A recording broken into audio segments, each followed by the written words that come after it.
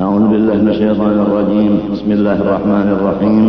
الحمد لله رب العالمين. اللهم صل وسلم وبارك على سيدنا محمد الأمين وعلى آله وصحبه إلى يوم الدين. أما بعد، سبحانك لا علم لنا إلا ما علمتنا إنك أنت العليم الحكيم. ولا حول ولا قوة إلا بالله العلي العظيم العزيز العليم. عدد كل حرف كتب ويكتب وبدل الآبدين ودهر الداهرين. رضي الله عني وعنكم وعن جميع المسلمين. وقال رضي الله عنه. Awal sifat 20. Bismillahirrahmanirrahim. Segala puji bagi Tuhan seluruh sekalian alam, dengan puji-pujian yang melengkapi akan segala nikmatnya, lagi menarik akan kelebihan pemberiannya.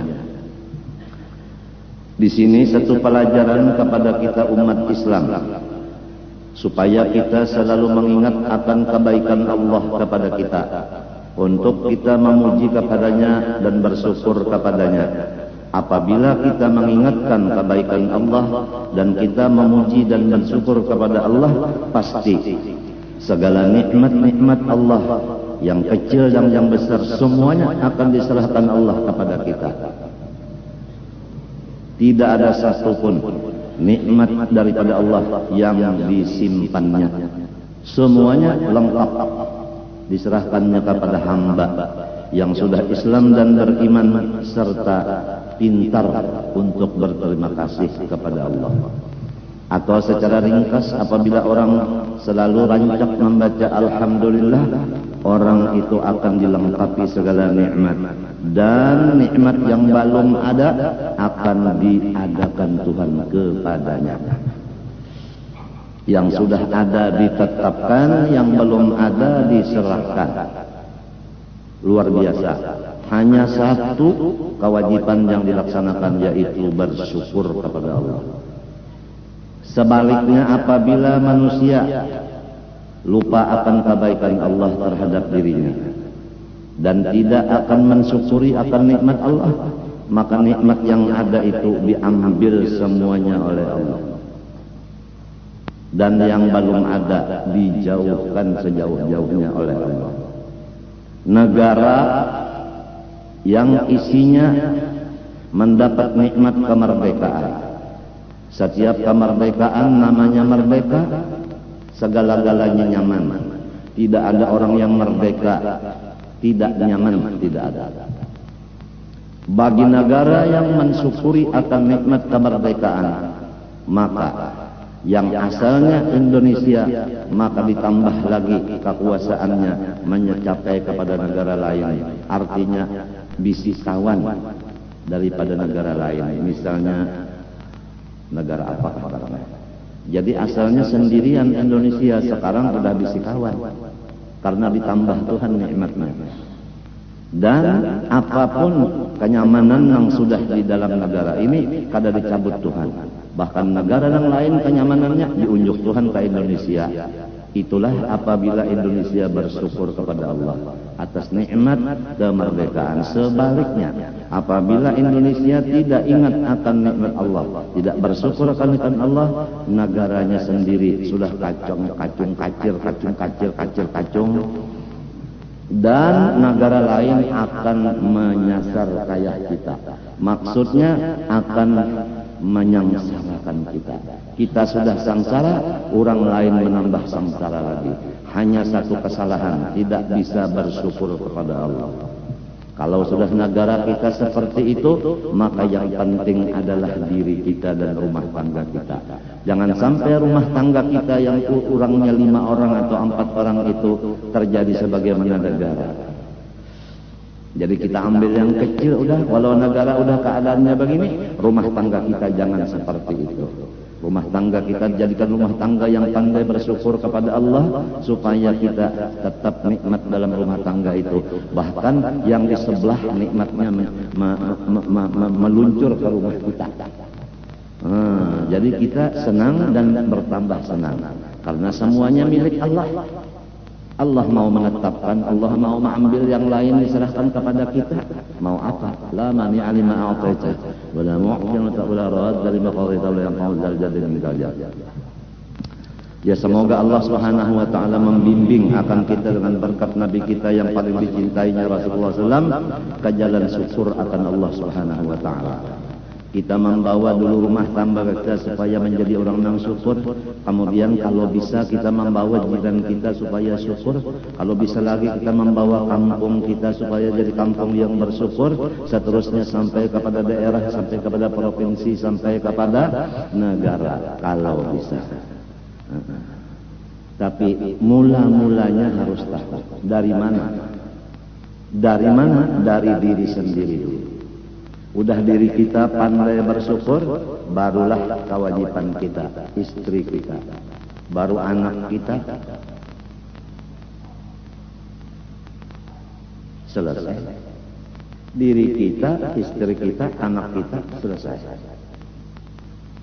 Kalau sudah ini menjadi orang yang pandai terima kasih, nikmat di rumah kita itu yang ada tetap, malah ditambah lagi nang balung ada di unjuk Tuhan lawan kita.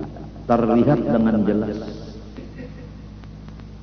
Kalau orang syukur kepada Allah bisa ayam 4. Nang 4 ini tetap. Sekali nang di 3 rumah membariakan ayamnya lawan kita 2. Dengan alasan krisis ekonomi kada kawa mau umpani. Jadi ngarannya kita menjadi pengasuh ayam, bukan pengasuh manusia. Kan biasa kalau manusia itu bisi anak pada kawan maharagu diserahkan kepada ibu asuh. Ada ini ayam asuh. Kada kawan lagi ulun maharagu ayam jam. Kalau kamu umpani ulun serahkan lawan pian aja. Napa lagi? Napa lagi? Ujar yang lain pulang ulun kada kawa lagi jar mau urus umpan. Ulun sibuk jadi umpan-umpan yang ada di rumah ulun bariakan lawan kian. Nah, ada batukar umpannya, ayam dibari orang, umpannya dibari orang, napa lagi? Dan seterusnya mundak bapandar kita jadi orang ahli muntong kan. Kita ini mahajatakan ahli pakai, maksudnya ahli mengamalkan. Jangan hanya ahli omong. Makan kada perlu kita pandai, yang penting suap. Suap di antar maksud suap di sini ditaguk, bukan suap nang artinya nang jagar menyebabkan negara terlena aja. Terlena itu nyanyian lah. Umpat badundang pang ayo ha. Napa pilihan lagunya terlena kita ulai ujar ayo ha. Terlena aku terlena.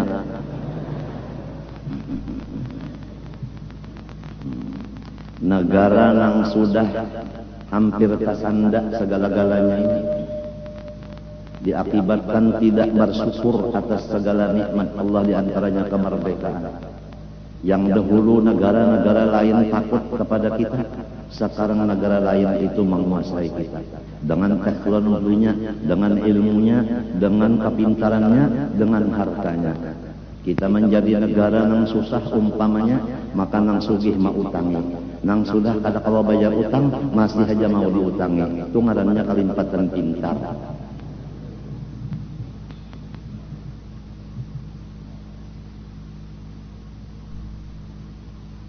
Hidup yang penting, hai umat Rasulullah, makan cukup sederhana, utang sama sekali tidak ada. Itu luar biasa.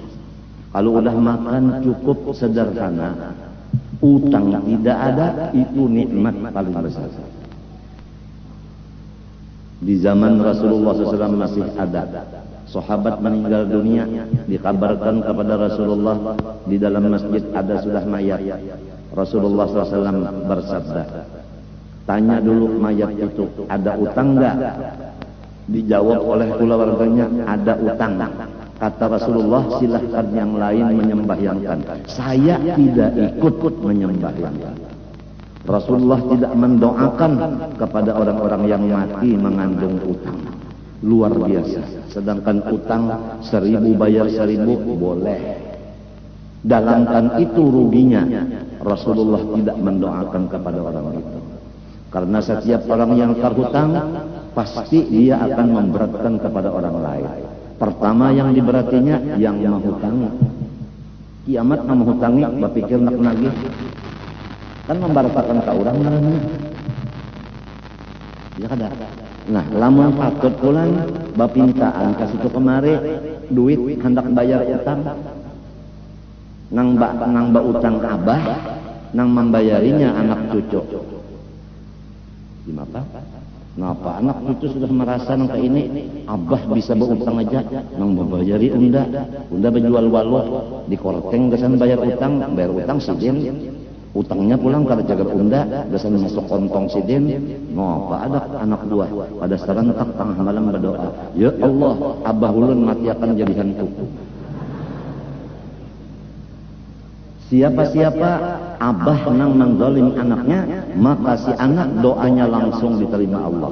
Sebab si anak kena zalim, abahnya nang mengzalim. Rasulullah bersabda, da'watul madlum mustajabatun walau kanat min kafirin. Bermula orang yang dizalim seperti anak tadi, dizalim abahnya, apabila anak